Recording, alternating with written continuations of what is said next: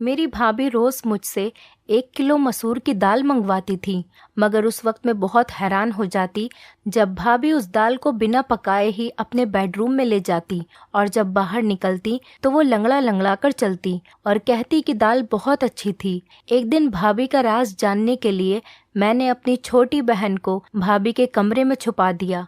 कुछ देर बाद जब बहन लंगड़ाती हुई बाहर निकली तो मेरी जान ही निकल गई। आज शीतल भाभी ने मुझसे 1 किलो मसूर की दाल मंगवाई थी।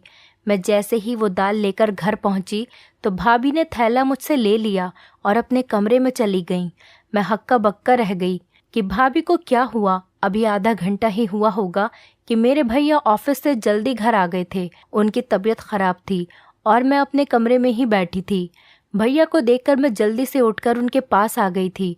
मुझे उनकी चिंता सताने लगी थी, मगर वो बोले थोड़ी देर आराम करूंगा तो ठीक हो जाऊंगा। फिर उन्होंने अपने कमरे में जाने के लिए दरवाज़ा खोलने की कोशिश की तो दरवाज़ा अंदर से बंद था। भैया को कुछ शक हुआ तो भैया ने दरवाज़ा पीट डाला, मगर कमरे से तो भाभी की कोई आवाज़ ही नहीं आ रही थी। भैया ने मुझे घूर कर पूछा, शीतल कहाँ है और दरवाज़ा अंदर से क्यों बंद है? मैं घबरा गई और बोली, भैया भाभी तो कमरे में ही है, शायद उनकी आंख लग गई होगी, हो सकता है भाभी आराम कर रही हों। भाई ने ज़ोर ज़ोर से दरवाज़ा बजाया, फिर बोले, शीतल दरवाज़ा खोलो, जल्दी करो। लेकिन भाभी ने कोई आवाज़ नहीं दी। मैं भैया का हाथ पकड़कर उन्हें बाहर बरामदे में लेकर आ गई और बोली, आप यहाँ बैठ जाइए, मैं दरवाज़ा खुलवाती हूँ। अब मैंने ज़ोर ज़ोर से दरवाज़ा पीटना शुरू कर दिया और साथ ही साथ कहती रही कि भाभी दरवाज़ा खोल दो, भैया आराम करने के लिए घर आए हैं, उनकी तबीयत कुछ ठीक नहीं है। लेकिन अंदर इतनी शांति थी कि कोई हलचल ही नहीं हो रही थी। मैं भैया के पास आकर बैठ गई। उनका चेहरा गुस्से से लाल हो रहा था। मैं बोली, भैया आप मेरे कमरे में आराम कर लीजिए, हो सकता है भाभी सो गई हों। निशा भी तो सो ही रही है ना। भैया ने ना में सिर हिला दिया और मुझसे बोले कि तुम यहाँ से जाओ, तुम भी आराम कर लो। लेकिन मैं भैया के पास ही बैठी रही। तभी भैया के कमरे का दरवाज़ा खुला और भाभी लंगड़ाते हुए बाहर निकलने लगी। भैया एकदम गुस्से से उठे और भाभी पर चिल्लाते हुए बोले, कमरा अंदर से बंद क्यों था? तुम नहीं जानती क्या, मैं अपनी 2 मासूम बहनें तुम्हारे हवाले करके काम के लिए बाहर जाता हूँ। तुम तो हर रोज़ ही यही सब करती होगी। तुमने मेरी बहनों को अपना समझा ही नहीं है। मैं खुद 16 साल की कम उम्र और डरपोक सी लड़की थी। भैया के गुस्से को देखकर मैं खुद ही डर गई थी, मगर फिर भी मैं आगे बढ़ी और बोली, भैया आप गलत सोच रहे हैं। भाभी ने कभी हमको पराया नहीं समझा, वो माँ की तरह हम दोनों का ख्याल करती हैं। शायद आज भाभी की तबीयत खराब हो, इसीलिए वो सो गई होंगी। मेरी बात सुनकर भैया ने मेरे सिर पर हाथ फेरा और खुद कमरे में चले गए। भाभी की आंखों में आंसू आ गए थे और उन्होंने मुझे गले से लगा लिया था। वो बोली, शुक्रिया स्नेहा। मैंने कहा, शुक्रिया को मारो गोली, जल्दी चलो भाभी किचन में, चलकर दाल बनाते हैं। भाभी एक पल के लिए परेशान हो गई थी। वो बोली, स्नेहा दाल तो मैंने खा ली है, तुम अपने कमरे में जाकर पढ़ाई करो। भाभी लंगड़ाते हुए किचन में चली गई थी। मैं हैरान होकर वहीं खड़ी थी कि भाभी ने मुझसे झूठ क्यों बोला कि उन्होंने दाल को खा लिया है, क्योंकि मैंने अपनी आंखों से देखा था कि वो कच्ची दाल अपने कमरे में लेकर गई थी। मैं अपने कमरे में आ गई और पढ़ते पढ़ते ना जाने मेरी कब आंख लग गई थी और फिर सुबह को घबराकर मेरी अचानक से आंख खुली। मेरे साथ साथ निशा भी जाग गई थी और अब हम दोनों किचन में जाकर भाभी की मदद करने लगे। आज भाभी भी मुझे बड़ी बेचैन सी और खोई खोई सी लग रही थी। भैया भी किचन में आ चुके थे। अब भैया भी रिलैक्स लग रहे थे, भाभी से आराम से बातें कर रहे थे। मैंने ये सोचकर ये सब नज़रअंदाज कर दिया था कि ये सब मेरा वहम ही होगा। सुबह मैं जल्दी उठकर कॉलेज के लिए तैयार हो गई और भैया के साथ ही चली गई थी। वो ऑफिस जाते हुए मुझे भी अपने साथ लेकर जाया करते थे। मैं और निशा एक ही कॉलेज में एक साथ पढ़ते थे। उसकी फर्स्ट ईयर के एग्ज़ाम हो चुके थे, इसीलिए उसकी छुट्टियां चल रही थीं, जबकि मैं सेकेंड ईयर में थी और मेरे एग्ज़ाम के लिए अभी 3 महीने बाकी थे। कॉलेज से घर आने के लिए मैं बस में सफ़र करती थी। मैं जैसे ही घर पहुंची तो मुझे लगा ही था जैसे भाभी मेरे इंतज़ार में ही बैठी होंगी। वो मुझे देखकर फ़ौरन ही कहने लगी कि स्नेहा, जल्दी से यूनिफॉर्म बदल लो और मुझे 1 किलो मसूर की दाल लाकर दे दो। फिर वो अपने कमरे से पैसे लेने के लिए चली गई थी। भाभी की लंगड़ाहट भी ख़त्म हो चुकी थी। मैं जल्दी से मुंह हाथ धोकर भाभी के पास आ गई थी। मैं शीतल भाभी से पैसे लेकर 1 किलो मसूर दाल लेकर आई थी। आज मैंने भाभी को थैला पकड़ाते हुए कहा, भाभी आज प्लीज़ दाल चावल बना लीजिएगा। मेरी भाभी के चेहरे का रंग एक पल के लिए फीका पड़ गया था। फिर उन्होंने हाँ में सिर हिला दिया और दाल अपने कमरे में लेकर चली गईं। मुझे एकदम से अजीब सा लगा था कि ऐसा कैसे हो सकता है कि कच्ची दाल अपने कमरे में कौन लेकर जाता है। फिर मैं यही सब सोचती हुई अपने कमरे में आ गई थी और पढ़ने लगी। शाम के वक्त भैया ऑफिस से आए तो मेरे और निशा के लिए खाने पीने का सामान लेकर आए थे। भैया की आवाज़ सुनकर भाभी भी अपने कमरे से निकल कर आ गई और वो लंगड़ाकर चल रही थी। मैं हैरान रह गई कि पहले तो भाभी के पैर की लंगड़ाहट ख़त्म हो गई थी, अब दोबारा वो क्यों लंगड़ा रही हैं। मुझे भाभी पर शक हुआ, कहीं भैया को दिखाने के लिए नाटक तो नहीं करती। लेकिन जब मैंने भाभी के चेहरे की तरफ देखा तो साफ साफ पता चल रहा था कि वो बड़ी तकलीफ़ में हैं। मैंने अपनी सोच को फ़ौरन बदला और भाभी के पास गई और उनसे पूछने लगी कि उनके पैर में क्या हुआ है, तो वो चुप हो गई थी।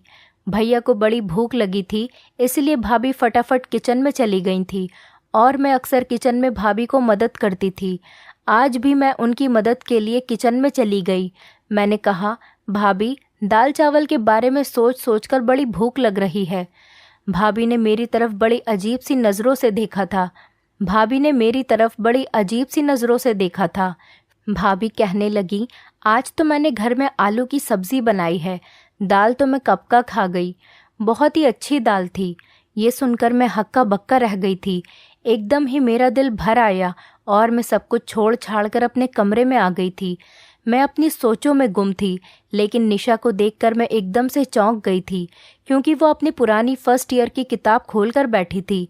मैंने उससे कहा कि जब पढ़ने के दिन थे तब तो तूने पढ़ाई से जान बचा ली, अब क्या फ़ायदा इस पढ़ाई का। मैंने निशा से किताबें छीनने के लिए हाथ आगे किया तो उसने मेरा हाथ झटक दिया था और एकदम गुस्से से बोली, कभी तो मेरी जान बख्श दिया करो, हर वक्त मेरी माँ बनने की कोशिश मत किया करो। आप सिर्फ मुझसे 2 साल बड़ी हैं, 20 साल नहीं, जो मेरे हर मामले में टांग अड़ाती फिरती है। मुझे निशा से इस तरह के बर्ताव की बिल्कुल भी उम्मीद नहीं थी।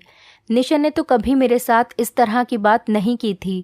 मैं उसे छोड़कर भैया के पास आकर बैठ गई थी। भैया मुझसे पढ़ाई के बारे में पूछने लगे, जबकि मेरा सारा ध्यान भाभी की टांग पर था। वो भैया के सामने आने का टाल रही थी और बहुत मुश्किल से कोशिश कर रही थी कि वो लंगड़ाकर ना चले। भैया ने मुझे जब यूँ सोच में गुमसुम पाया तो परेशानी की वजह पूछने लगे। मैंने बिना कुछ सोचे समझे ही भैया को बता दिया कि निशा ने मेरे साथ बदतमीज़ी की है। भाई ये बात सुनकर हैरान हो गए थे। फिर उन्होंने निशा को आवाज़ देकर बाहर बुलाया और बोले कि तुम हर वक्त कमरे में क्यों घुसी रहती हो, बाहर आकर हम सबके साथ क्यों नहीं बैठती। भैया के शब्द अभी मुंह में ही थे कि निशा ने ज़ोर ज़ोर से रोना शुरू कर दिया था। वो बोली, पिताजी खुद तो इस दुनिया से चले गए, लेकिन मुझे दर दर की ठोकरें खाने के लिए छोड़ गए। भैया कहता है कमरे में मत बैठो, भाभी कहती हैं घर के कामों में हाथ बटाओ, जबकि मेरी बहन तो मेरी दुश्मन ही बनी हुई है। भैया निशा की हालत देखकर हैरान रह गए थे। फिर भैया उठे और निशा को गले लगाकर प्यार करने लगे और बोले, निशा तुम जानती हो कि मैंने तुम्हें कभी भी अपनी बहन नहीं समझा, हमेशा अपनी बेटी ही समझा है। फिर तुम इस तरह की बातें क्यों सोचने लगी हो। निशा कुछ भी बोले बिना सिर्फ रोती चली जा रही थी। हम सब भी परेशान हो गए थे। फिर अचानक ही उसने अपने आंसू पोंछ लिए और हमसे माफ़ी मांगकर कमरे में चली गई थी। भैया ने भाभी को आवाज़ देकर बुलाया और बोले, शीतल आजकल निशा घर में ही होती है, ये इतनी चिड़चिड़ी क्यों हो गई है। भाभी का चेहरा एकदम ही सफ़ेद पड़ चुका था। वो बड़ी डरी हुई लग रही थी। वो बोली, सुनील निशा हर वक्त कमरे में ही बैठी रहती है, इसलिए मैंने 1-2 बार उसे बोला था कि घर के कामकाज में थोड़ी मेरी मदद कर दिया करो, इस तरह से तुम बोर भी नहीं होगी। शायद उसे मेरी बात बुरी लगी होगी। भैया कुछ सोचने लगे थे। जबकि ना जाने मुझे ऐसा क्यों लगा जैसे शीतल भाभी हमसे कुछ छुपा रही थी। बात सिर्फ इतनी ही नहीं थी, कुछ ना कुछ गड़बड़ तो ज़रूर थी। अगले दिन भैया हमारे कमरे के लिए टीवी लेकर आए, अच्छी अच्छी मूवीज़ ले आए, किताबें और नॉवेल्स भी लेकर आए और लाकर निशा के हाथ में थमा दी थी। और भैया कहने लगे, आज के बाद तुम घर में बोर नहीं होगी। फिर कैरम भाभी के हाथ में दे दिया और बोले, शीतल तुम और स्नेहा कैरम खेल लिया करो। ये देखकर भाभी भी मुस्कुरा गई थी। मैं जब कमरे में आई तो निशा मुझे बड़ी जोश में लग रही थी। स्नेहा, मैं सारा दिन फिल्में देख लिया करूंगी, तुम पढ़ाई में ध्यान लगाती रहना। मेरा दिल भी ललचा गया था। भैया निशा के लिए तो बच्चों वाली फिल्में भी लेकर आए थे। मैं देर रात तक जागकर पढ़ाई करती थी। एक दिन मैं पढ़ाई कर रही थी, तब मैंने भाभी को अपने कमरे से निकलते हुए देखा। वो तेज तेज कदमों से चलती हुई छत पर चली गई थी। न जाने इतनी रात को छत पर क्या करने गई थी। मैं तो बड़ी परेशान हो गई थी। मैं पढ़ाई वगैरह सब भूलकर बाहर ही देखती रह गई थी। तकरीबन 1 घंटा छत पर बिताकर भाभी अपने कमरे में वापस चली गई थी। आखिर ये सब हो क्या रहा था? मैं इस फिक्र में घुलती जा रही थी, जबकि मेरा दिल पढ़ाई में नहीं लग रहा था। मैं कॉलेज से जैसे ही वापस आई तो भाभी ने मुझे पैसे थमा दिए और फिर से मुझे 1 किलो मसूर दाल लाने के लिए भेज दिया था। मैं कपड़े बदलने कमरे में गई तो ये देखकर दंग रह गई कि निशा फर्स्ट ईयर की किताबें फिर से पढ़ रही थी। मुझे देखकर वो इस तरह चौंक गई थी और झट से वो किताब सहित कमरे से बाहर निकल गई थी। मैंने सोचा कि पहले भाभी की दाल ला देती हूँ, फिर निशा को तो बाद में देखूंगी। मैं दाल ले आई तो भाभी ने मुझसे थैला ले लिया और कोई भी बात किए बिना वो अपने कमरे में चली गई और अंदर से दरवाज़ा बंद करके कुंडी लगा ली। मैंने सब कुछ नज़रअंदाज किया और निशा की खबर लेने के लिए कमरे में गई तो वो मुझसे कहने लगी, स्नेहा तुम भाभी को ये रोज़ रोज़ दाल लाकर मत दिया करो। उसकी ये बात सुनकर मैं हैरान रह गई कि वो ऐसा क्यों कह रही है। तो मैंने इस पर उससे पूछा, क्यों, क्या हुआ निशा? जल्दी से उठकर वो मेरे पास आई और कान में मुझे ऐसी बात बोल दी कि मेरा सिर चकराने लगा। मैं निशा की बात झुठला भी नहीं सकती थी, क्योंकि वो सारा दिन घर में ही होती थी। उसे तो भाभी के हर काम की बराबर जानकारी होती थी। मैंने निशा को कसम देकर मना कर दिया कि वो फ़िलहाल इस बात को किसी से भी ना कहे। मैं खुद इस सारे मामले की तहकीकात करूँगी, फिर सच सामने आ जाने के बाद ही कुछ फ़ैसला करेंगे। मैं पढ़ने बैठ गई तो निशा टेरेस पर चली गई थी। पढ़ाई में मेरा दिल बिल्कुल भी नहीं लग रहा था। मैं निशा और भाभी की वजह से बहुत परेशान थी। ये दोनों ही बड़ी अजीब अजीब सी हरकतें कर रही थी।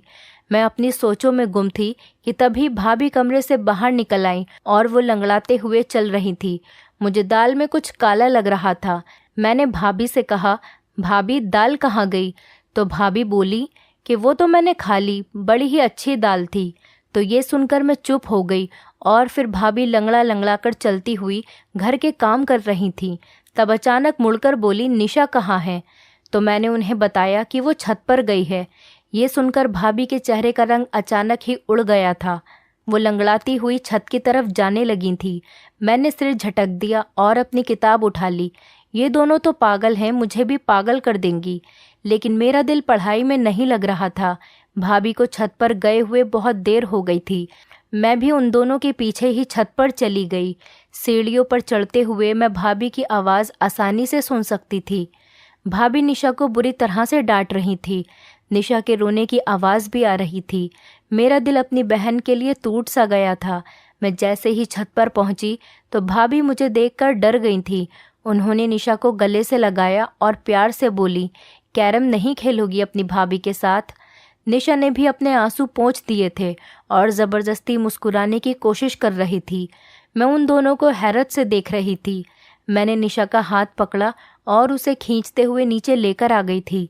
उसे कमरे में लाकर मैंने पूछा, भाभी तुम्हें क्यों डांट रही थी? निशा घबरा गई और बोली, नहीं तो भाभी मुझे क्यों डांटेंगी, बल्कि वो तो मुझसे बहुत प्यार करती हैं। मैं कुछ सोचकर चुप हो गई थी। मैंने कहा, निशा मुझे तुम्हारी मदद की ज़रूरत है। मैं भाभी का राज जानना चाहती हूँ। उस दिन तुमने जो मुझे बात बताई थी वो सिर्फ तुम्हारा वहम था, लेकिन मैं चाहती हूँ कि तुम मुझे असली सबूत ला कर दो। कल जब मैं भाभी को दाल लाकर दूंगी तो तुम उनके कमरे में छुपकर देखना कि वो दाल कैसे खाती हैं और फिर लंगड़ाकर क्यों चलने लगती हैं। मेरी बात सुनकर निशा एकदम से मुस्कुरा गई थी। वो बोली, स्नेहा, मैं तुम्हारा साथ दूंगी। अगले दिन कॉलेज से वापस आते समय मैं अपने दिमाग में सारा प्लान फिट करके आई थी। घर पहुंची तो मैंने भाभी को मेरा इंतज़ार करते हुए पाया था। वो बोली, स्नेहा, जल्दी से दाल लाकर दे दो।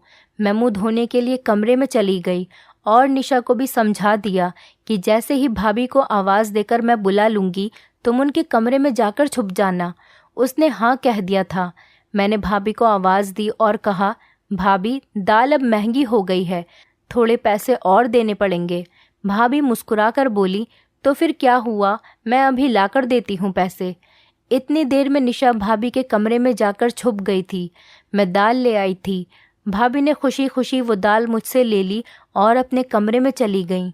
मैं बाहर बरामदे में बेचैन होकर चक्कर पे चक्कर काट रही थी। 1 घंटे बाद भाभी के कमरे का दरवाज़ा खुला और वो लंगड़ाती हुई कमरे से बाहर आ गई थी। फिर भाभी किचन में चली गई तो निशा भी उनके कमरे से बाहर निकल आई। ये देखकर तो मैं दंग रह गई कि निशा भी आज लंगड़ाकर चल रही थी। मैंने निशा का हाथ पकड़ा और जल्दी से पूछा, निशा, बताओ मुझे क्या मालूम हुआ। निशा बड़ी परेशान सी लग रही थी। वो बोली, स्नेहा, मैंने तो तुम्हें पहले ही बता दिया था कि भाभी हमसे छुप छुप कर घर से निकलती हैं, मगर तुमने मेरी बात का यकीन ही नहीं किया था। वो खिड़की बहुत छोटी है, उससे निकलते वक्त पैर में चोट लग जाती है, इसीलिए भाभी लंगड़ाकर चलती हैं। मैं भी उस खिड़की से निकलकर भाभी के पीछे जाना चाहती थी, मगर इस चोट की वजह से मैं वापस आ गई। मैंने निशा को कसम दी कि वो भैया को इस बारे में कुछ भी न बताए। वो बोली, पागल तो मैं हूँ नहीं जो भाई का घर उजाड़ने का सोचूंगी। मैंने निशा को एक किताब दे दी और बोली कि तुम इसको पढ़ लेना। मैं उसका छोटा सा दिमाग दूसरी तरफ घुमाना चाहती थी, जबकि मैं खुद इस दुविधा में फंस गई थी कि भाभी के बारे में मैं भैया को कैसे बताऊं या फिर ना बताऊं। भाभी हमारे साथ तो बहुत अच्छे से रहती थी, मगर वो मेरे भैया के साथ बेवफाई कर रही थी। यही बातें सोचते सोचते मेरी आंख लग गई थी। न जाने कितनी देर में सोती रही। जब भैया के चीखने चिल्लाने की आवाज़ आई तब मैं घबराकर उठ बैठी थी। मेरी तो जान ही निकल गई थी। मैं भागती हुई बरामदे में गई तो मैंने भैया, भाभी और निशा को देखा। मुझे लगा निशा ने भाभी की हकीकत भैया को बता दी, तभी तो वो उन पर गुस्सा कर रहे हैं। मुझे देखकर भैया गुस्से से बोले, स्नेहा, मैं तो तुम्हें बहुत होशियार समझता था, मगर तुम भी इसको नहीं संभाल पाई। भैया का इशारा निशा की तरफ था। मैं जल्दी से आगे बढ़ी और बोली, भैया, हुआ क्या है। भाई की आंखों में आंसू आ गए थे। तुम निशा से मुझे ये पता करके बता दो कि छत पर कौन था जो इससे मिलने के लिए आया था। मैं एकदम ही डर गई थी। मैंने ज़ोर ज़ोर से नाम में सिर हिला दिया था। मैं भैया से कहने लगी, भैया, हमारी निशा ऐसी नहीं है, ज़रूर आपको कोई गलतफहमी हुई होगी। भाभी भी आगे बढ़कर बोली, सुनील, आप बिना सबूत इतना गुस्सा ना करें, बच्ची है, सुधर जाएगी। भैया अब भाभी को घूर घूर के देख रहे थे। वो बोले, मैंने शादी के पहले दिन ही तुम्हें बता दिया था कि ये दोनों लड़कियां सिर्फ मेरी बहनें नहीं हैं, बल्कि मैं इन्हें अपनी बेटियां भी समझता हूँ। तुम माँ बनकर इनकी परवरिश करना। इस तरह से पालन पोषण किया है तुमने इनका। मैंने निशा का हाथ पकड़ा और उसे अपने कमरे में ले गई थी। मैंने निशा से पूछा, तुम मुझे सब कुछ सच सच बता दो कि आखिर बात हुई क्या है। वो रोते हुए कहने लगी कि भाभी चाहती हैं कि हम दोनों उनके पति का घर छोड़कर चली जाएं, इसीलिए वो ये सब करके हमें हमारे भाई की नज़रों में गिराना चाहती हैं। मैं बोली, तुम फिक्र ना करो, हमारे लिए गड्ढा खोदने वाले खुद ही उसमें गिर जाएगी। अगले दिन मैं भैया के साथ कॉलेज जाने लगी तो भैया बड़े खामोश से थे। उनकी आंखों में गुस्सा साफ दिख रहा था। मैंने भैया से कहा, भैया, आज आप ऑफिस से आधी छुट्टी लेकर मुझे कॉलेज से लेने के लिए आ जाइएगा। मैं एक हकीकत आपके सामने रखना चाहती हूँ। भैया कुछ कहे बिना ही चले गए थे, मगर ये उनकी मेहरबानी थी कि वो मुझे लेने के लिए आ गए थे। मैंने उनसे कहा कि वो घर से बाहर ही रहें, जब तक मैं इशारा करके उन्हें ना बुलाऊं, तभी वो आएं। मैं जैसे ही घर गई, भाभी ने दाल का ऑर्डर दे दिया। थोड़ी देर बाद जब मैं दाल लेने बाहर निकली तो भैया आगे बढ़े और बोले, कहाँ जा रही हो? मैंने कहा, बस आप चुप रहें, आज हकीकत आपके सामने आ जाएगी। मैं दाल लेकर घर चली गई तो भाभी ने मेरे हाथ से दाल का थैला ले लिया और कमरे में चली गई। मुझे इसी वक्त का इंतज़ार था। मैं जल्दी से घर से बाहर आई और भैया को अपने साथ घर लेकर गई। मैंने कहा, भैया आप अपने कमरे का दरवाज़ा खोलिए। भैया के पास एक कटर था जिसके ज़रिए से उन्होंने कमरे का दरवाज़ा खोल लिया था। जब हम अंदर दाखिल हुए तो भाभी अंदर कमरे में नहीं थी। उनके कमरे की खुफिया खिड़की खुली हुई थी। भाई ने उस खिड़की से बाहर देखा तो उन्हें भाभी नजर आईं। वो तेज़ तेज़ चलती हुई कहीं जा रही थीं। भैया भी उस खिड़की से कूद गए थे, जबकि मैं और निशा भी बड़ी मुश्किल से उस खिड़की से उतर पाए थे। हम तीनों भाभी का पीछा करते हुए दूर एक सुनसान सी जगह पर पहुंच गए थे।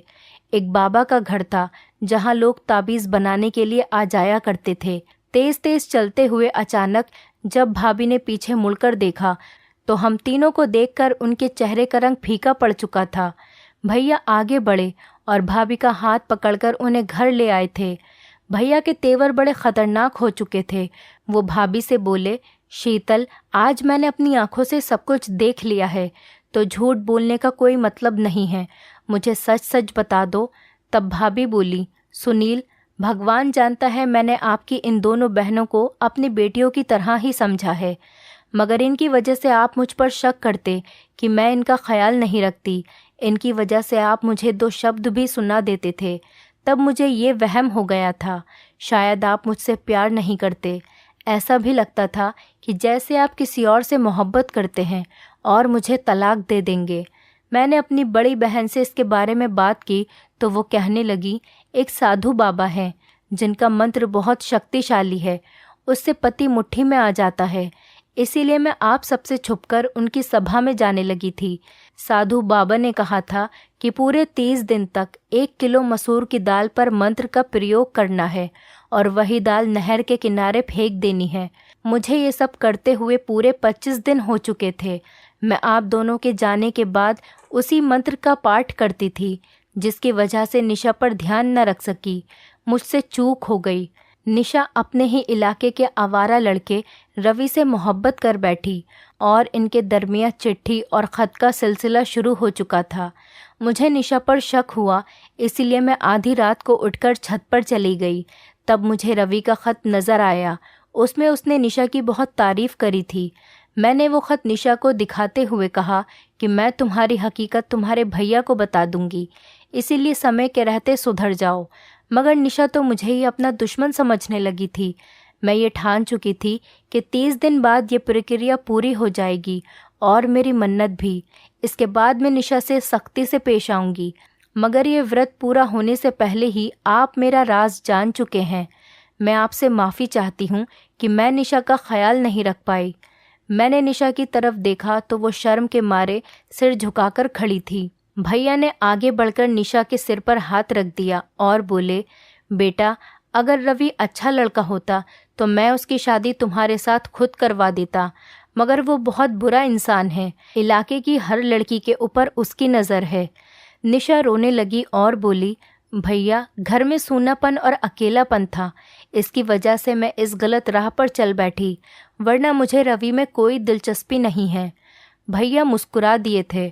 उनके सर से भारी बोझ उतर गया था। फिर उन्होंने हम दोनों को कमरे में भेज दिया था। यकीनन अब भाभी की खबर लेने वाले थे। वो भाभी को हमारे सामने कभी नहीं डांटते थे। मैंने कहा, भैया आप भाभी को कुछ मत कहना, वो हमारी माँ जैसी है। भाभी रोते हुए हम दोनों बहनों के गले लग गईं और एक बार फिर हमारे घर में प्यार का खुशनुमा माहौल बन चुका था। दोस्तों, उम्मीद करती हूँ आपको हमारी कहानी पसंद आई होगी। कहानी पसंद आई है तो वीडियो को लाइक करें, चैनल पर नए हैं तो चैनल को सब्सक्राइब करें और हाँ, नोटिफिकेशन बेल को ज़रूर दबाएं ताकि अगली अपडेट सबसे पहले आपको मिले।